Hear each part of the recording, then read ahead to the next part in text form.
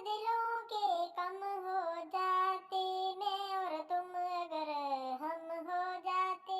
दो लड़कियां ट्यूबवेल पे नहाने गईं, एक लड़की दूसरी के नीचे देख के बोली, तेरे नीचे तो बाल ही नहीं है। दूसरी बोली, तुझे नहीं पता, जिस रोड पर ट्रैफिक ज्यादा हो वहाँ घास नहीं उगती।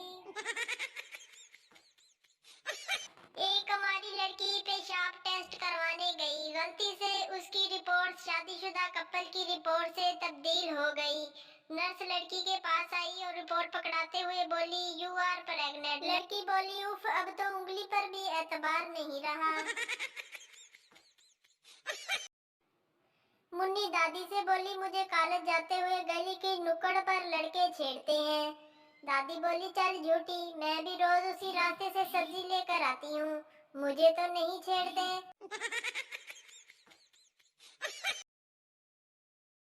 पति रात को सोने लगा तो पत्नी से बोला, जान सुबह मुझे जल्दी जगा देना, अगर मैं ना उठूं तो मुझे हिला हिला के उठा देना। पत्नी तिनक कर बोली, वाह रे, मेरी भी कोई जिंदगी है, रात को भी हिला हिला के उठाऊं और सुबह को भी हिला हिला के उठाऊं। क्लीन जोक्स के मौजूद नाजरीन से गुजारिश है, हमारे चैनल को जरूर सब्सक्राइब कर दें।